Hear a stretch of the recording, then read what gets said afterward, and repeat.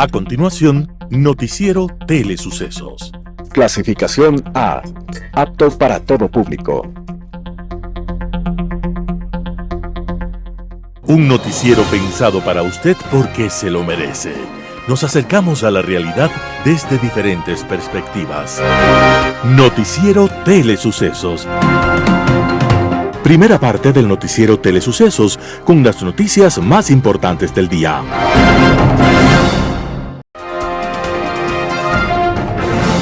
Un día como hoy. La Europa de principios del siglo XIX era un territorio convulsionado. En Francia la absoluta autoridad era Napoleón Bonaparte, pero aquel territorio le quedaba pequeño a sus inmensos sueños de emperador. Entonces, para afianzar su poderío, las tropas napoleónicas invadieron España y sacaron a empellones al gobernante. Napoleón contaba, a través de su hermano, con el control del trono, pero no controlaba el alma del pueblo español dispuesto a luchar contra el invasor.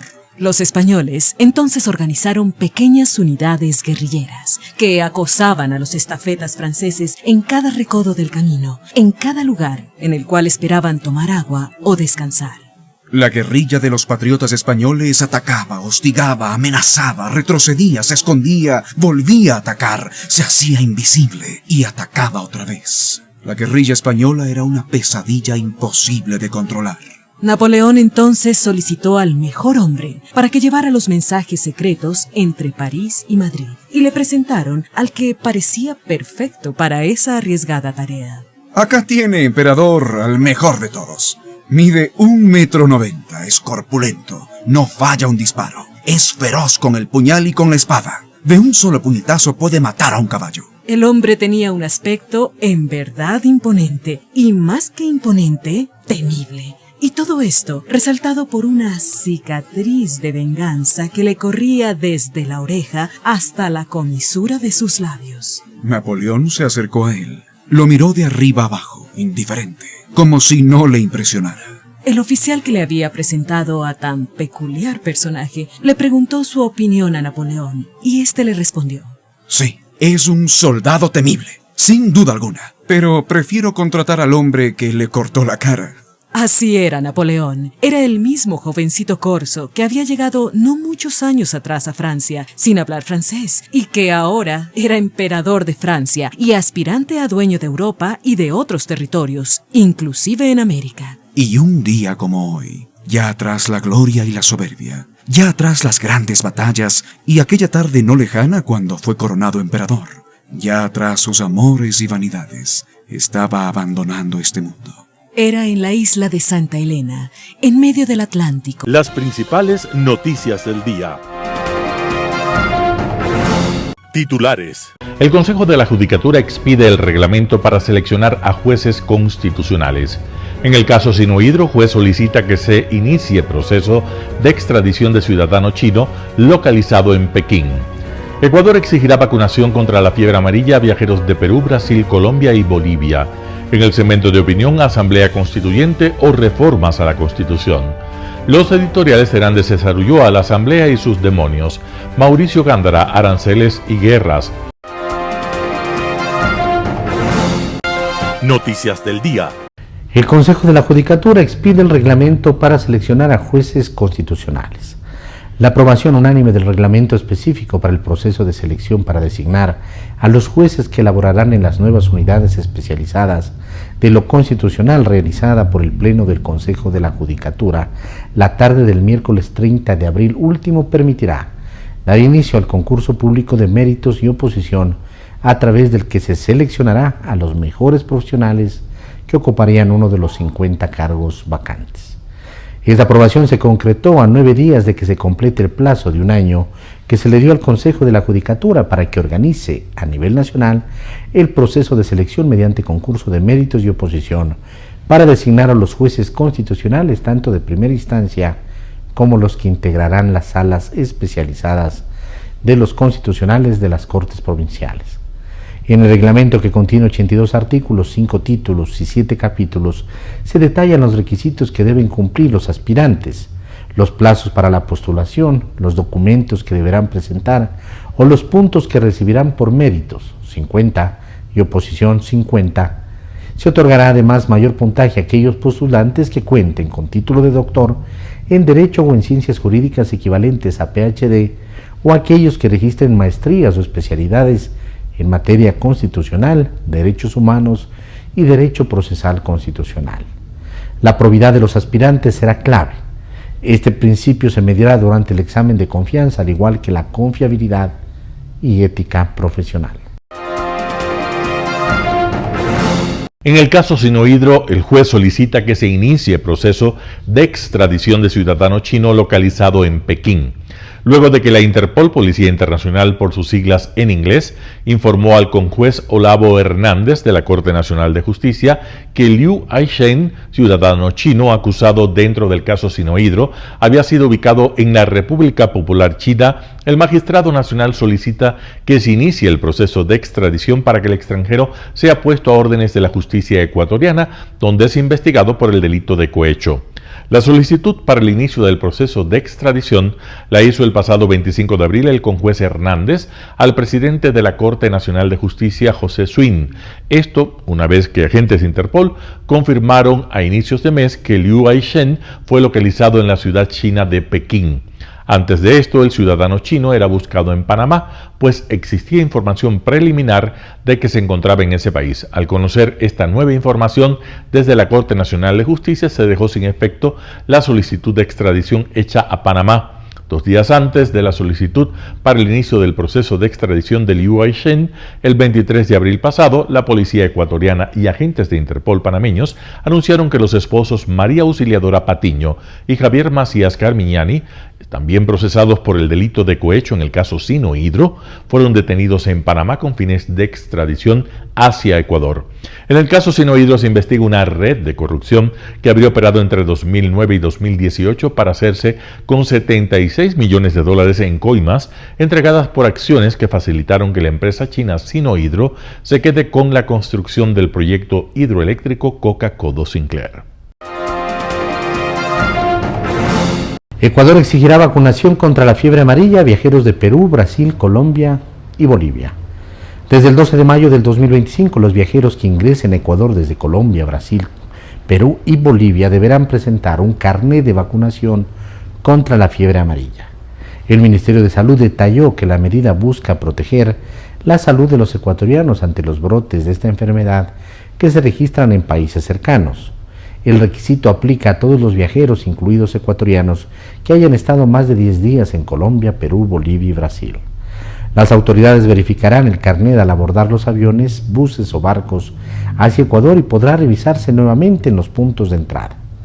El Ministerio de Salud también agregó que los visitantes deben inocularse con antelación, pues el régimen revisará que la vacuna haya sido recibida con al menos 10 días de antelación a la fecha del viaje. Indicó que ese dato deberá constar en el certificado, cuya dosis se aplica por una sola vez y proporciona inmunidad contra la fiebre amarilla de por vida. Aunque no es obligatorio, el Ministerio recomendó a los ecuatorianos y residentes en Ecuador que se vacunen si tienen previsto viajar o visitar las zonas de riesgo de la Amazonía ecuatoriana. La indicación es colocarse la vacuna 10 días antes de acudir a estos sitios considerados como vulnerables y que pertenecen a las provincias de Sucumbíos, Orellana, Napo, Pastaza, Morona, Santiago y Zamora, Chinchipe. Entrevista del día. En Radio Suceso estuvo Fernando Santos, analista petrolero. El tema del que habló: la refinería de Esmeraldas declarada en emergencia por el sismo. Escuchemos lo que dice. La historia petrolera de los últimos años en el país, pues, a más de fallas humanas, ha habido problemas de la naturaleza, se han ido los oleoductos, lo cual no ha impedido la exportación. La refinería de Esmeraldas es para escribir una novela de terror, ¿verdad? Comenzó bien en los años 70, se hizo una obra con una compañía muy seria, Sumitomo Chiyoda, un consorcio japonés. Se le amplió un poco la capacidad mientras el consumo iba subiendo en el país. Comenzó de 40,000 barriles por día, hoy está en 110,000 barriles por día. En el tiempo del presidente Correa se le trató de subir, creo que de 70 a 90 mil barriles por día. Se gastaron más de 2.500 millones de dólares y no incrementaron un barril de capacidad. Más bien le dañaron la refinería. Hay un montón de presos por los actos de corrupción, pero irónicamente muy pocos en el Ecuador, más en los Estados Unidos, porque fueron a lavar la plata de las coimas ahí. Bien, desde ahí anda mal la refinería en el gobierno del presidente Moreno y continuando con el presidente Lasso, se quiso que venga una compañía privada para que le mejore. Este gobierno ha dejado sin efecto esa invitación y sigue en manos del Estado, el antecedente. ¿Qué pasó? Estaba funcionando mal, porque viene ya patojeando desde hace varios años y desde noviembre del año pasado le han hecho unas reparaciones que no terminaban de hacerlas. De pronto viene el sismo y realmente le ponen una situación lamentable. Está parada y seguirá parada. ¿Qué significa la declaratoria de emergencia? Primero, porque la mitad de la producción se exporta como fuel oil a Centroamérica para algunas plantas eléctricas y no va a haber ese combustible, hay que declarar fuerza mayor para evitar que los compradores nos sigan juicio o nos hurten, ya que no es culpa nuestra. Y en segundo lugar, para no seguir los procesos de licitación en la compra de los repuestos. Se puede comprar directamente a dedo, como dice la ciudadanía. Ojalá no se abuse. Ojalá haya corrección en estas contrataciones sin licitación. Tenemos una mala experiencia en este gobierno, les soy sincero. Se declaró en emergencia al sector eléctrico, se contrataron plantas de generación nuevas que hasta hoy no llegan y ya se pagó la plata. Ojalá no suceda lo mismo con el sector petrolero de la energía, se compren buenos equipos a buenos precios. Ojalá haya alguien que vigile, ¿no? Bueno.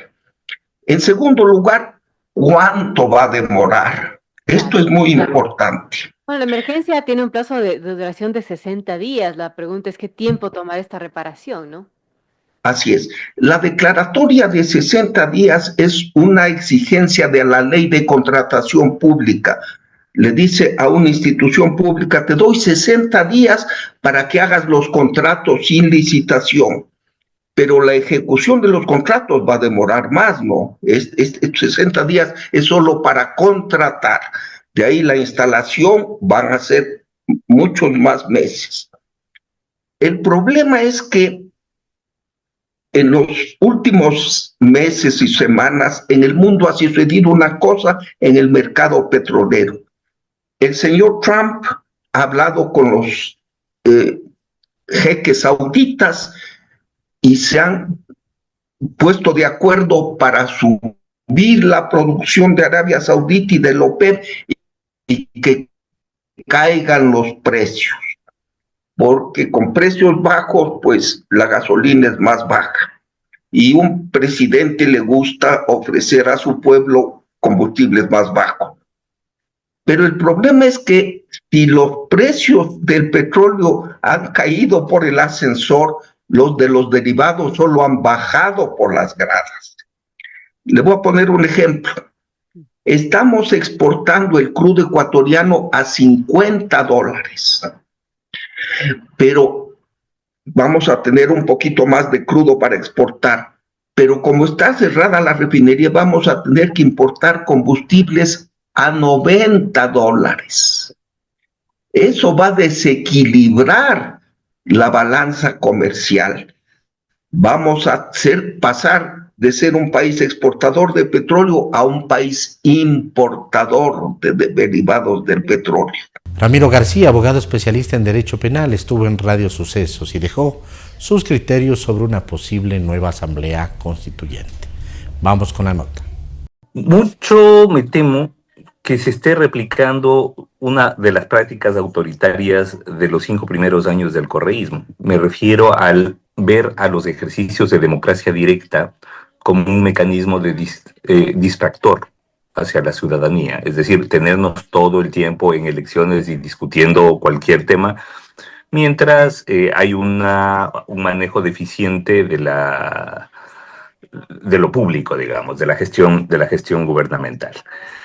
Y creo que, claro, estos temores tienen su fundamento pues en que todos hablan de la constituyente, pero con excepción de desaparecer el Consejo de Participación Ciudadana, nadie nos dice cuál va a ser la agenda de cambios que se va a manejar en esa constituyente.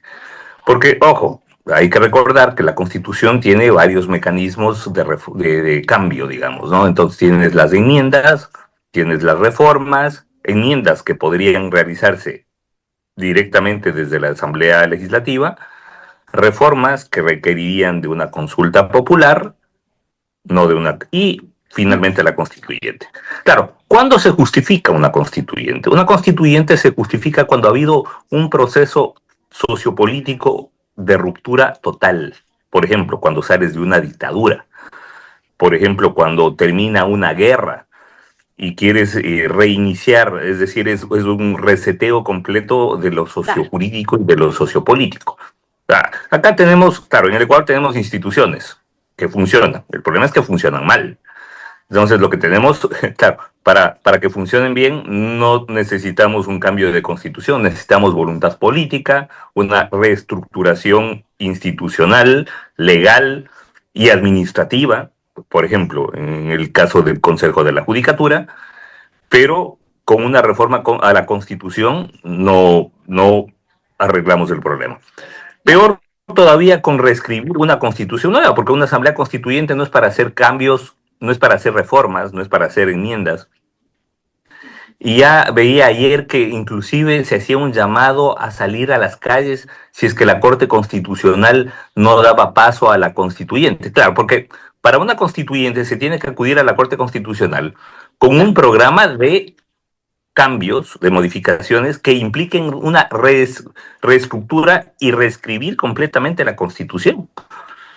Y yo le veo muy complicado que el gobierno pueda hacer eso, y le veo más complicado, además, que la Corte Constitucional le dé paso.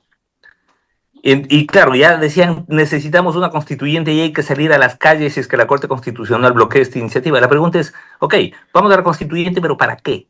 Claro. Porque si no, la constituyente termina siendo una especie de fiesta sin programa, sin agenda, en donde vamos a una constituyente para ver qué pasa. Y ahí veremos en el camino qué cambios hacemos. Entonces uno dice, bueno, a ver, un momentito. Plantéenos de antemano ya todos los cambios que supuestamente usted quiere hacer. Y empezamos a debatir.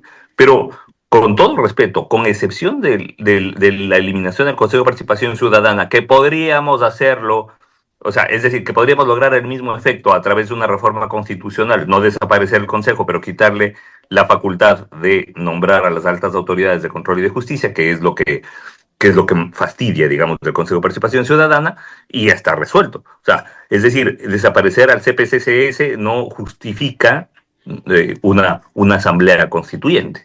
Entonces, bueno, si vamos a una asamblea constituyente es porque tenemos un nuevo texto constitucional completo, porque vamos a reescribir una constitución, pese a que tenemos una constitución que es una constitución bastante progresista y de avanzada, pero que además ni siquiera termina de cumplir la mayoría de edad, y ya la queremos cambiar. Entonces, yo creo que todos estos temas hay que tomarlos en cuenta, porque de lo contrario, la asamblea constituyente se torna en una especie de fin en sí mismo, y no en un medio para obtener una nueva constitución. Y claro, solo se entendería que sea un fin en sí mismo si lo que nos quieren es tener debatiendo cualquier tema, si nos quieren tener, es decir, embobados en temas electorales, y claro, y se utiliza esto como un mecanismo distractor y de apropiación institucional, que es lo que pasó en los 5 o 7 primeros años del correísmo, ¿no? Hasta cuando empezó a perder las elecciones y hasta cuando ya se sintió electoralmente débil. Entonces, yo creo que, además, ojo, que la constituyente implica prácticamente un volver de cero, vamos a empezar de cero, pero para eso hay que asumir reajustar todas las leyes vigentes de esa nueva constitución, además, ¿no? todo, es empezar de cero, pero para eso, ese empezar de cero implica asumir que estamos en cero. Claro. Es decir, hay una lectura sociopolítica muy autoritaria, es hobbesiana, ¿no? Es decir, queremos pasar del estado de naturaleza al estado de derecho. No, ya tenemos un estado de derecho que funciona mal. Y lo que necesitamos es hacerle funcionar y establecer los mecanismos estructurales e institucionales para que funcione bien. En Impacto Informativo, Vanessa Velázquez, analista en asuntos laborales, habla acerca de las reformas a la jubilación patronal. Escuchemos lo que dice. Creo que es un tema muy, muy delicado.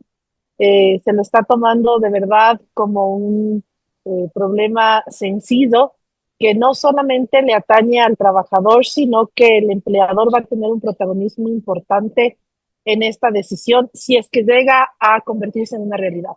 Un poco para que quienes nos ven y nos escuchan sepan, hoy la jubilación patronal requiere de ciertos requisitos. Trabajar 25 años para un mismo empleador o trabajar 20 y ser despedido. Mientras tanto, no hay jubilación patronal y por eso ya los números nos dicen que es un derecho que, si bien existe, es muy poco quienes efectivamente llegan a percibirlo, es un 2 o hasta un 4%. Eso es lo que le preocupó a la ministra Ivonne Núñez y dijo, algo tenemos que hacer porque se ha convertido en una nueva causal de despido. Llegas a los 19 años y nadie te quiere seguir contratando ni dar empleo porque es momento de decirte gracias y así evito el pago de la jubilación patronal. Pero ¿cuál es la propuesta? La propuesta es, hoy tú canalizas este fondo con un aporte del empleador y del trabajador y se va a un fideicomiso del BIES. Primer error, quizás para mí, el hecho de hablar de un fideicomiso con una entidad pública que está siendo cuestionada por no saber manejar sus fondos de inversión y le queremos dar nuevamente el dinero de los aportantes, hoy trabajadores, para no hablar de afiliados, que vamos a colocar nuestro dinero ahí. Pero me preocupa mucho más. Hoy el país tiene una contracción del mercado laboral extremadamente fuerte y es evidente. Las cifras de la encuesta de empleo realizada por el INEC nos hablan de sobre un 58% de informales. Eso quiere decir que el Ecuador ha migrado de contratar formalmente a la informalidad. Peor aún cuando le digas a un empresario que su nómina va a tener un recargo de 10% más, que es lo que pretende el movimiento sindical y los representantes de los trabajadores en el Consejo Nacional del Trabajo. Creo que es positivo, sí, poner sobre la mesa el hecho de que hay estos temas tan delicados, estas finas hebras a las que nadie le quería ni siquiera tomar en consideración, pero creo que el enfoque no es el adecuado y lejos de ser un remedio a esta crónica de la muerte anunciada de desaparición de una jubilación patronal, puede ser que sea un detonante de desempleo y de informalidad.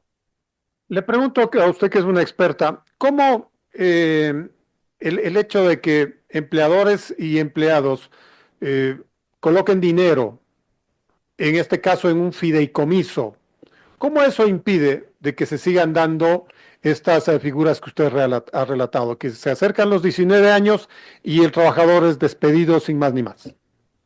¿Cuál es el mecanismo de protección que se genera con esta reforma al 216 del Código del Trabajo, Edgar, diciéndote ya no importa si trabajas para el mismo empleador? Este fondo puede ser de la compañía A de 5 años, de la B 10 más, 15 de la C, no importa dónde trabajes. Es un fondo que va a tener movilidad. Esa movilidad que no está atada a un mismo empleador y que no solo le va a costar a él, pero un poco en práctica y en realidad, lo que ocurre es que los trabajadores ecuatorianos buscan estabilidad y lo que quieren y lo que perseguían era recibir este derecho de jubilación patronal. Tomando en consideración también que esto es algo importantísimo para quienes nos ven y nos escuchan, que es un derecho que se va a generar para las nuevas contrataciones. Usted y yo y todos los demás continuaremos en vigencia de este derecho en desaparición, que al final no lo vamos a percibir porque la práctica común es desvincular.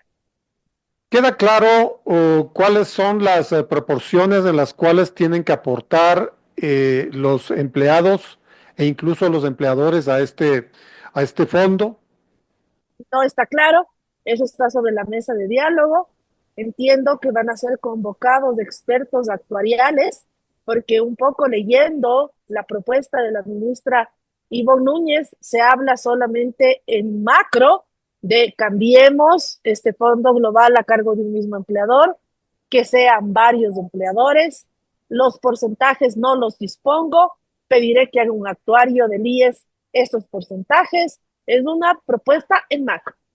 La respuesta en macro del sindicalismo, de los trabajadores de nuestro país ha sido no, nosotros no vamos a aportar, que siga aportando el empleador. Y eso sí, planteando cifras, han hablado de un 10% del valor de las remuneraciones. Ahí es donde yo veo que el quiebre va a ser complejo y que en este tiempo que se han dado para dialogar, que son 90 días, no sé si efectivamente tengamos un resultado que esperamos, y no sé si sea el proyecto de ley que el país debe estar esperando y que en materia laboral se debería tocar. Eso incluso, hoy tenemos... Sí, adelante, por favor. Sí, hoy tenemos la oportunidad de tener un gobierno reelegido y una asamblea con una buena cantidad de votos. Creo que hoy, lejos de hacer estas reformas pequeñas que yo les llamo parche y que al final no me generan un impacto positivo, yo creo que si estamos decididos políticamente a hacer un cambio, deberíamos hablar de una reforma al Código del Trabajo, pero aplaudo que se vayan tocando estos temas que se han querido invisibilizar por lo antipopulares que pueden ser. Un panorama de noticias para su estatura intelectual.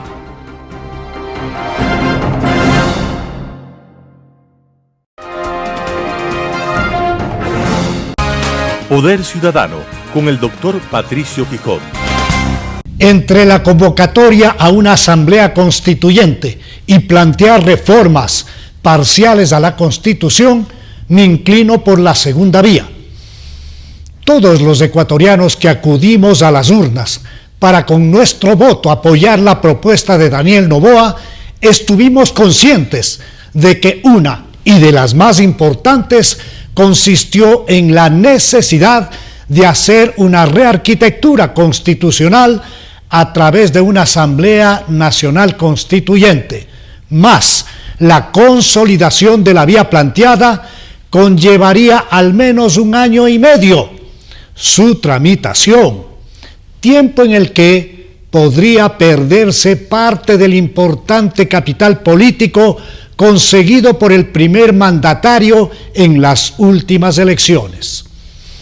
El artículo 444 de la Constitución vigente establece que la Asamblea Constituyente solo podrá ser convocada por medio de consulta popular, misma que puede ser solicitada por el presidente de la República, por las 2/3 partes de la Asamblea Nacional o por el 12% de las personas inscritas en el registro electoral. La consulta deberá insertar la forma de elección de los asambleístas constituyentes, así como las reglas del proceso electoral. Para que entre en vigencia la nueva Constitución aprobada en Asamblea Constituyente, se requerirá de un referéndum aprobatorio con la mitad más 1 de la votación nacional. El artículo 442 de la Constitución de la República del Ecuador establece que la reforma parcial que no suponga restricción en los derechos y garantías constitucionales ni modifique el procedimiento de reforma de la Constitución tendrá lugar por iniciativa del presidente de la República o a solicitud de la ciudadanía con el respaldo de al menos el 1% de ciudadanos inscritos en el registro electoral o mediante resolución aprobada por la mayoría de los integrantes de la Asamblea Nacional. La iniciativa de reforma constitucional deberá ser tramitada por la Asamblea Nacional en al menos 2 debates. El segundo debate deberá realizarse con al menos 90 días después del primero. Una vez aprobado por la Asamblea, ese proyecto de reformas parciales a la Constitución deberá pasar el filtro de un referéndum, donde el pueblo ecuatoriano en forma definitiva deberá aprobarlo o negarlo. Antes de que el Ejecutivo, el Legislativo o la ciudadanía planteen formalmente uno de los caminos para reformar total o parcialmente la Constitución, corresponde a la Corte Constitucional calificar y señalar el procedimiento que aplica cada caso propuesto formalmente. A mi entender, el presidente Noboa no ha presentado al país una clara hoja de ruta determinando si va a la convocatoria de una asamblea constituyente o se inclina por una reforma parcial de la Constitución, precisamente para que la academia, las organizaciones profesionales y la sociedad civil se pronuncien con la finalidad de adoptar ahí sí una decisión. Con la sola intención de participar en el debate abierto, me permito señalar que junto con un colectivo ciudadano de la provincia de Santo Domingo de los Áchilas, liderado por el doctor Orlando Amores Terán, presentamos a la Corte Constitucional en el año 2019 una propuesta de reforma parcial a la Constitución, misma que, luego de los rigurosos estudios y evaluaciones técnicas, jurídicas y constitucionales pertinentes, recibió el dictamen aprobatorio número 719-RG/19 el 5 de noviembre del 2019. Con el referido dictamen favorable, la Corte admitió que se reforme la Constitución para eliminar las 2 funciones o 3 del Estado creadas en la Carta de Montecristi, la de transparencia y control social, la electoral y, además de esto, los organismos de control seguirían vigentes como la Contraloría, Superintendencias y Defensoría del Pueblo. Con esta propuesta desaparece el Consejo de Participación Ciudadana y Control Social. Sus atribuciones se trasladarían a la Cámara del Senado. Con esta propuesta, el actual CNE se transforma en Tribunal Supremo Electoral.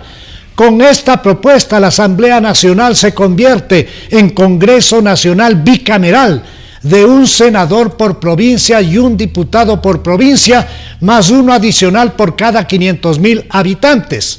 Con esta propuesta se modifica la conformación del Consejo de la Judicatura, se elimina definitivamente la reelección en todo cargo, se aumenta el mandato de los dignatarios de 4 a 6 años, no reelegibles, se eliminan las elecciones intermedias, se eliminan las regiones de la organización territorial del Estado.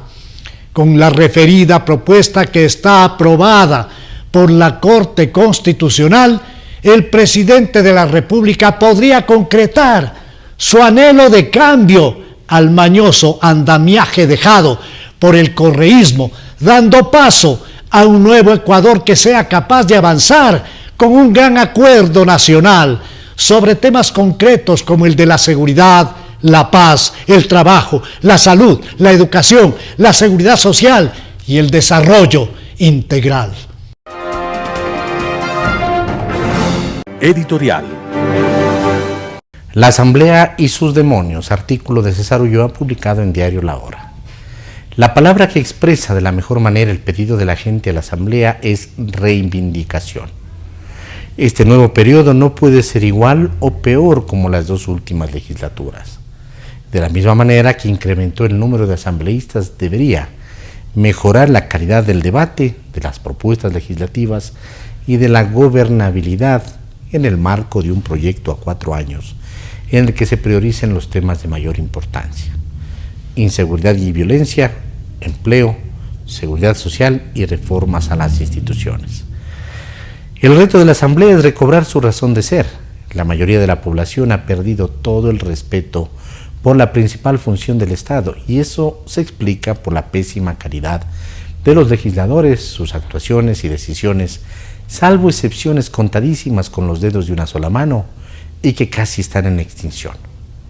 Cabe resaltar que las instituciones cobran sentido por quienes las dirigen y las administran. De ahí la importancia de elegir bien a quienes nos representan. En este nuevo periodo están a prueba los asambleístas reelectos, así como los nobles y también algunos noveleros. Es urgente que conozcamos de estos protagonistas los proyectos que tienen en carpeta y su factibilidad, y no más narrativas cargadas de propaganda y demagogia. En cada curul y en la conformación de los bloques y las comisiones, sin perder de vista la elección de las principales autoridades, se configurará la relación con el Ejecutivo, buena, mala o muy mal. No obstante, en este momento sería una calamidad que la polarización obstruya y enturbie la gobernabilidad. Queremos de la nueva Asamblea buenas noticias, aunque esta declaración sea una mezcla de forzoso optimismo e ingenuidad. Sin embargo, recuperar la política es una tarea inevitable si queremos salir del hoyo. Es tarea esencial que desde el primer momento el legislativo convoque al debate de las leyes en cada una de las comisiones a las mentes más brillantes y experimentadas de todos los sectores, pues sólo así lograremos un marco normativo, técnico y sensible, cercano a las demandas de la sociedad y con proyección a futuro. Artículo de César Ulloa publicado en Diario La Hora. Aranceles y guerras. Mauricio Gándara, El Universo. Muchas veces la imposición de aranceles condujo a guerras, enfrentamientos, sublevaciones y declaraciones de independencia de una colonia. La gran potencia que ha desatado la actual guerra de aranceles tiene como antecedente histórico, sufrido por ella misma, hace más ya de 200 años, cuando la gran potencia mundial de la época, la de la Gran Bretaña, le impuso, cuando era su colonia, un arancel a las importaciones de té, producto del que tenía prácticamente el monopolio mundial, y hubo una rebelión general contra la metrópoli que condujo a la revolución independentista de las 13 colonias que se constituyeron en los Estados Unidos de América, que aumentó luego con otros territorios. Es decir, el abuso de la metrópoli dio lugar a la guerra de independencia. Todavía se recuerda al Tea Party. La historia se repite. La gran potencia de hoy impone aranceles a los que le exportan sus productos, pero existe una reacción generalizada, suave de unos, dura de otros, de los que tienen fuerza. Todos los países y compañías sufren las consecuencias, y en gran grado también el mismo autor de los aranceles, quien enfrenta una severa oposición interna e impugnaciones legales y constitucionales. No sabemos en qué concluirá esta guerra. La potencia autora de los aranceles exige a los países menos fuertes que escojan entre ella y la otra gran potencia que se ha convertido en pocas décadas en la mayor fábrica del mundo. La exigencia americana constituye un abuso. La nueva gran potencia ha respondido ofreciendo entrada libre de aranceles desde diciembre a los países menos desarrollados que mantengan relaciones diplomáticas con ella. Según advierte Esopo en sus fábulas, cuando los bueyes se pelean, las aplastadas son las ranas. Simultáneamente, la imposición de aranceles, que ha dejado vacíos los escaparates de las grandes y pequeñas tiendas, el presidente ha decretado la expulsión de los emigrantes indocumentados, una situación dramática que ha dejado sin personal a muchas actividades de agricultura, de comercio, de turismo, de juegos de azar como el de Las Vegas, etc. Estados Unidos se enfrenta a sus dos vecinos y socios, Canadá y México. Este último se ha asociado para su defensa con Rusia. Estados Unidos se enfrenta con el BRICS, la gran asociación de países que enfrentan a la economía del dólar y que la está desestabilizando. Al dólar también lo debilitan las ventas de Japón y China de los bonos del Tesoro. Estados Unidos está como Gulliver, atado por muchos, por fuera y por dentro. Las garantías otorgadas por Rusia a Irán, la declaratoria de guerra de Corea del Norte, ya potencia nuclear, a Ucrania, el fraccionamiento de la Organización del Tratado del Atlántico Norte, OTAN, por el retiro de Estados Unidos del apoyo a Ucrania, la garantía de Venezuela, de China y Rusia hacen evidentes que la paz mundial pende de un hilo. Y la Organización de las Naciones Unidas está maniatada porque las potencias con derecho al veto están involucradas. ¿Qué actitud adoptará Ecuador? Luis Ignacio Lula da Silva, el presidente de Brasil, ha protestado por obligar a escoger bandos. La recesión está a puertas. Mauricio Gándara, El Universo. Noticias internacionales. La vuelta de Trump y la guerra comercial reavivan el interés por la nueva ruta de las especias. El regreso de Donald Trump a la Casa Blanca y la guerra comercial entre Estados Unidos y China han vuelto a poner de actualidad y a avivar el interés por el corredor económico India-Oriente Medio-Europa, conocido como la nueva ruta de las especias. Perfilado en 2023 en una cumbre del G20, este proyecto de corredor logístico pretende facilitar el flujo de mercancías, energía y datos. La nueva ruta comercial uniría Europa con India a través de Israel y las monarquías del Golfo, evitando el canal de Suez. It's even more important now to talk about building up strategic alliances with this new geopolitical situation where the Americans are kind of unpredictable, to say the least.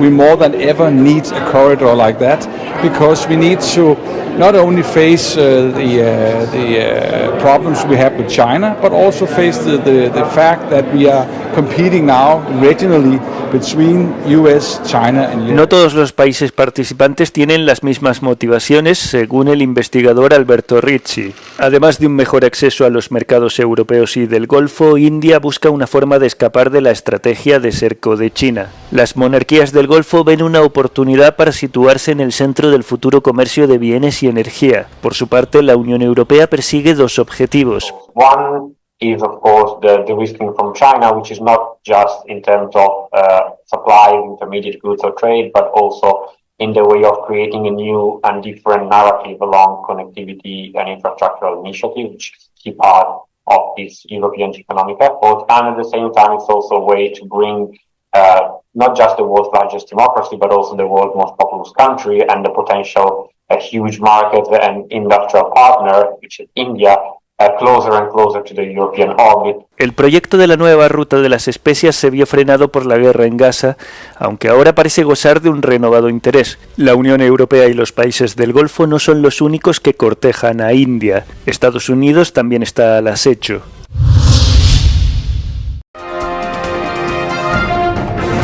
Se cumplen 50 años de la Guerra de Vietnam.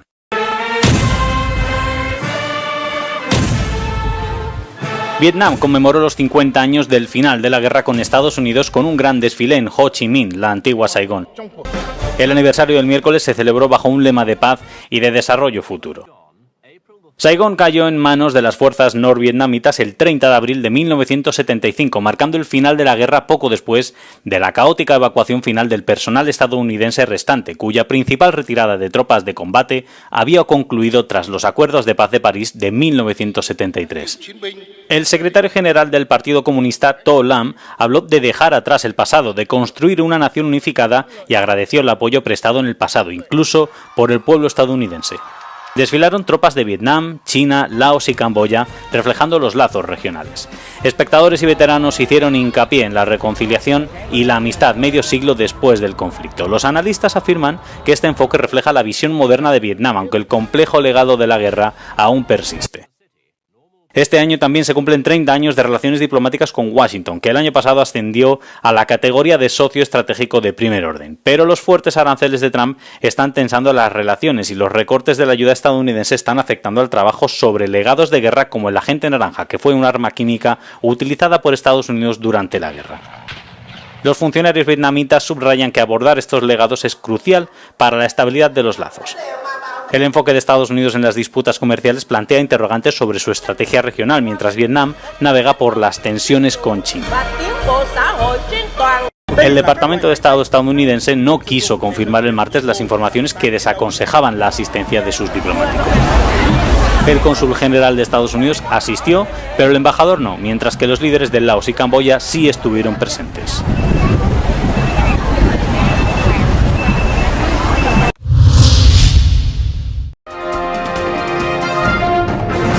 Estados Unidos y Ucrania firman el acuerdo para la explotación de minerales ucranianos.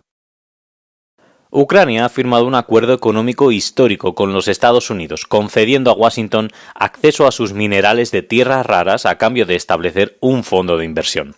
La viceprimera ministra ucraniana Yulia Svirdenko estuvo en la capital estadounidense para firmar el acuerdo en nombre de Kiev. El acuerdo estipula que todos los recursos seguirán siendo propiedad ucraniana y que Kiev conservará el derecho a decidir qué y dónde extraer. Los dos países también acordaron que el reparto al 50% de los ingresos solo incluirá los nuevos acuerdos y licencias, excluyendo del fondo todos los proyectos en curso. Según Kiev, el acuerdo también obligará a Washington a ayudar a Ucrania a atraer más inversiones y tecnología. También acuerda que Kiev no esté endeudada financieramente con Estados Unidos, después de que Trump insistiera durante semanas en que Ucrania reembolsara cientos de miles de millones de dólares en ayuda ya entregada. El acuerdo también incluye que las inversiones no se grabarán en ninguno de los dos lados. El secretario del Tesoro estadounidense Scott Bessent celebró el nuevo acuerdo afirmando que será beneficioso para ambos países.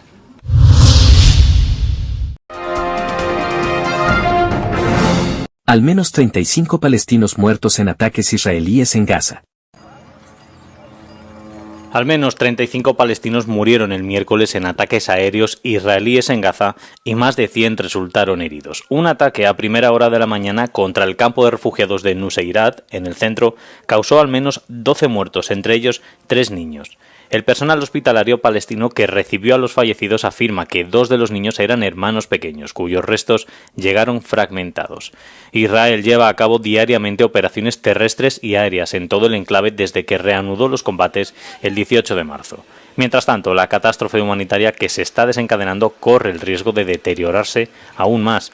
La ONU informa de una escasez crítica de alimentos, agua y suministros médicos y advierte de que podrían agotarse en unos días. También advierten de que las cocinas de beneficencia de las que dependen millones de gazatíes como principal fuente de alimentos corren el riesgo de cerrar. Durante semanas se han prohibido todas las importaciones de alimentos, agua, medicinas y otros suministros después de que Israel impusiera un bloqueo en un intento de presionar a Hamas para que liberara a los rehenes restantes.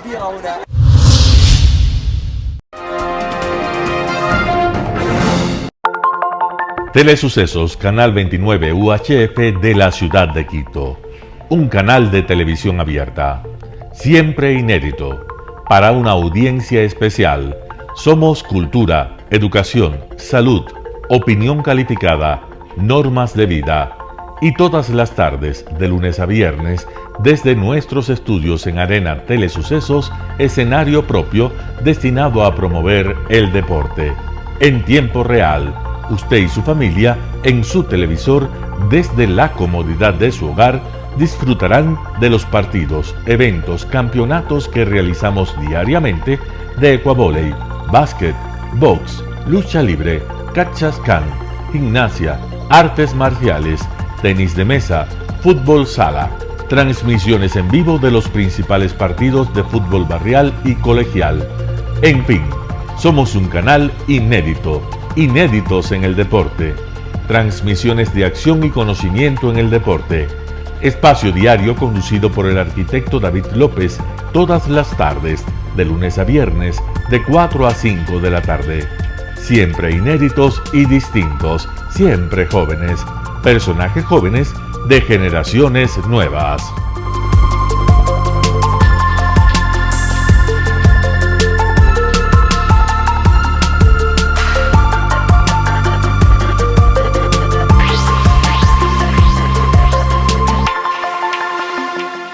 El término arena dejó tiempo atrás de ser sinónimo de muerte. Hoy es un espacio de vida, de desarrollo de una de las actividades básicas del comportamiento humano, el deporte, que quizá, como ninguna, moviliza sentimientos y emociones, elimina como principio la violencia, intereses personales, trampas, desunión e intrigas. El deporte, con sus valores, solo deberá entregar mensajes de bien para mejorar las actuales estructuras sociales y políticas en deterioro en las que vive nuestro país. Hoy entregamos a nuestra audiencia de la ciudad de Quito deportes y en especial a la parroquia de Calderón, uno de los sectores populares de mayor desarrollo de la ciudad, con una población estimada en 1 millón de habitantes que están en contacto diario con el canal 29 UHF, presente con sus instalaciones deportivas en Llano Grande, su centro de gravedad. Telesucesos, desde nuestro estudio principal y en el de Arena Telesucesos, es el único medio de televisión que transmite de lunes a viernes 4 horas diarias de diversos eventos y novedades deportivas: el ecuavóley, básquet, tenis de mesa, halterofilia, taekwondo, esgrima, box, cachascán, gimnasia olímpica. Pueden ser observados en Canal 29 UHF y en todas las redes sociales en su televisión, sin ningún costo, desde la comodidad de su hogar, en nuestro canal y en las redes sociales. Arena Telesucesos es el escenario en donde el deporte tiene vida. Nuestros invitados y jugadores están en la cancha junto a usted y como nunca antes en la pantalla de su televisor, acercándole a un espectáculo inolvidable de luz, color y fiesta. Por fin usted encuentra el deporte que practica y que nunca es transmitido ni considerado por otros medios de comunicación con la importancia que nosotros le damos. El ecuavóley es el gran protagonista en una cancha con todos los estándares y comodidad para su práctica. Es el único deporte ecuatoriano con partida de nacimiento ecuatoriana. Somos inéditos, nos acercamos al deporte popular de nuestra gente que comparte nuestros esfuerzos. En Arena Telesucesos, aparte del atractivo de los eventos deportivos que transmitimos con nuestra señal a los televisores de su hogar, también entregamos muchos de los valores que encierra el deporte y en especial privilegiamos nuestra identidad nacional en el ecuavóley, jerarquizando su presencia como el deporte con partida de nacimiento en nuestro país.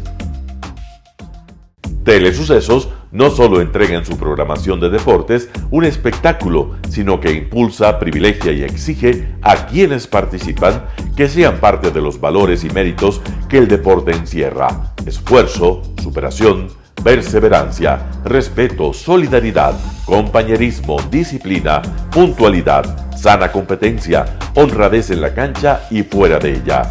La práctica deportiva siempre generará beneficios positivos para su cuerpo y entregará salud estable, pero refuerza además la identidad personal y premia siempre el éxito conseguido.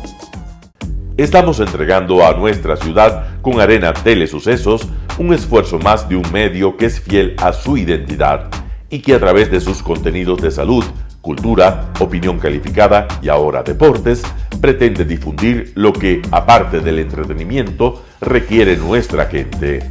Lo hasta ahora realizado está hecho con mucho esfuerzo, pasión y el entusiasmo de nuestra parte, de nuestros empleados, trabajadores y pequeños empresarios que creen en nuestras motivaciones. Hemos dado los primeros pasos para este proyecto que seguiremos haciéndolo gracias a ustedes. ¿Cómo llegar? Nuestras instalaciones se encuentran en el norte de la ciudad, en un sector de gran crecimiento y desarrollo urbano al que se accede a través de la vía E35, más conocida como la Avenida Panamericana Norte. Desde el centro comercial El Portal, a 2 kilómetros a la derecha, se encuentra la calle García Moreno, antiguo camino a Llano Grande, una arteria en la que se desarrollan dinámicos comercios.